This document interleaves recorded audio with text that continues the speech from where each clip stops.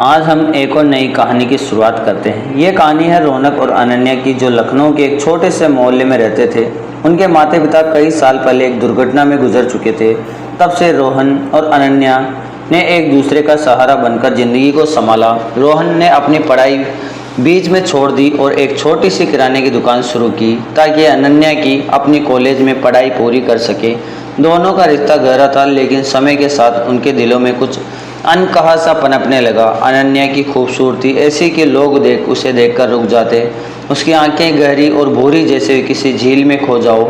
लंबे रेशमी बाल जो हवा में लहराते हुए उसे और आकर्षक बनाते। उसका चेहरा नरम और चमकदार, होठ हल्के गुलाबी और मुस्कान ऐसी कि दिल को छू ले। उसका फिगर 32, 26, 34 हर कपड़े में उसे और निखार देता। पतली कमर, सुंदर कर्स और उसे किसी अप्सरा सी बनी देती। रोहन अक्सर सोचता वो मेरी बहन है, फिर क्यों उसे देखकर दिल बेकाबू होता है। अनन्या भी इस बदलते रिश्ते को महसूस करती, लेकिन दोनों ने कभी खुलकर बात नहीं की। एक दिन अनन्या कॉलेज से उदास लौटी। उसके दोस्तों ने एक बजट मील चैलेंज की बात की। 250 से कम में 2 लोगों के लिए एक खास डिनर बनाना। दोस्तों अपने पार्टनर के साथ इस चैलेंज में हिस्सा ले रहे थे, लेकिन अपने अनन्या के पास कोई खास दोस्त नहीं था। उसने रोहन से कहा, भैया क्यों ना हम भी इस चैलेंज को करें। उसकी आंखों में चमक थी। रोहन हंसा, डिनर तो ठीक है, पर काश हम तो भाई बहन हैं। अनन्या ने मुस्कुराते हुए कहा, तो क्या, यह बस एक मज़ेदार चैलेंज है। और यहीं से उनकी कहानी ने नया मोड़ लिया। बाजार की खरीदारी। उस शाम दोनों लखनऊ के हजरत तंग बाजार गए। बजट था 250 रुपये। रोहन सोच रहा था कि इतने कम में क्या काश बन पाएगा, लेकिन अनन्या की उत्साह भरी मुस्कान ने सब आसान कर दिया। उन्होंने 60 रुपये में आलू, टमाटर, प्याज और हरी मिर्च खरीदी। फिर 40 रुपये में चावल, 50 में मसूर दाल और 30 रुपये में मसाले, जीरा, धनिया, हल्दी, गरम मसाला। 40 रुपये में दही और 30 रुपये में फल, 2 सेब और 1 अमरूद।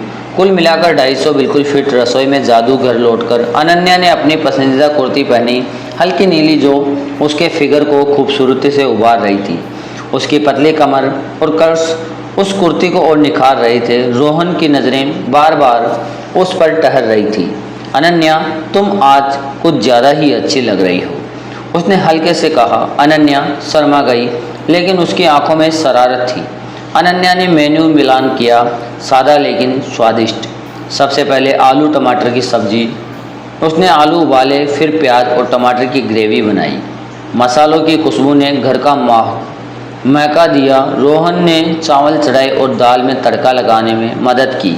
जीरा और हल्दी मिर्च का तड़का दाल को लाजवाब बना रहा था। साइड में रायता, दही में प्याज, टमाटर और थोड़ा सा नमक। डेजर्ट के लिए सेब और अमरूद को बारीक काटकर शहद के साथ सजाया। रसोई में काम करते हुए दोनों की बातें गहरी होने लगी। रोहन ने पूछा, अनन्या तुम्हें कोई पसंद है क्या।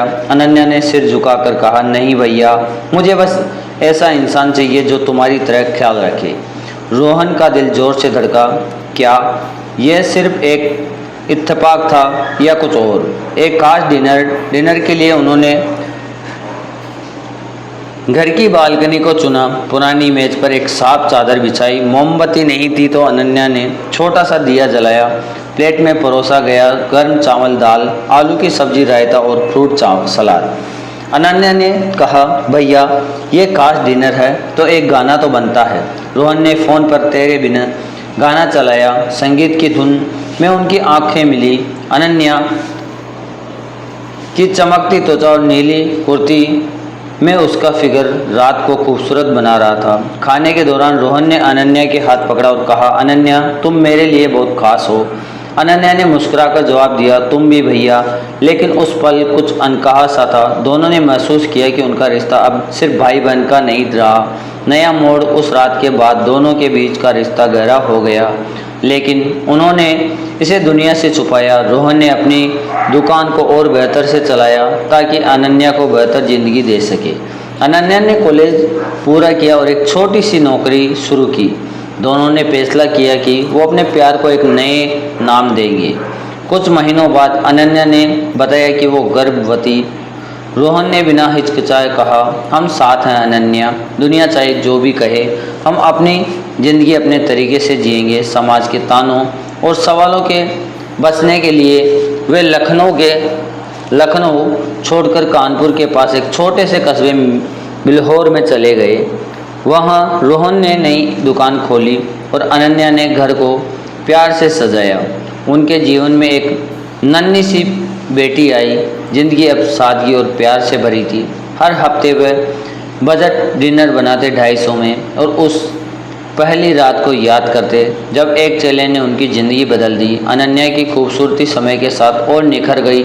माँ बनने के बाद उसका फिगर 34, 28, 36 और आकर्षक हो गया, लेकिन रोहन के लिए वो हमेशा वही थी, उसकी अनन्या। कहानी का सार ये कि एक ऐसे प्यार जो सामाजिक संबंधों से परे, एक साधारण बजट मील चैलेंज में रोहन अनन्या सिखाया कि प्यार पैसों से नहीं दिलों से तार से बनता है। कमेंट में बताएं कि ये कहानी आपको कैसी लगी। कमेंट में लाइक एंड सब्सक्राइब करना ना भूलें। धन्यवाद।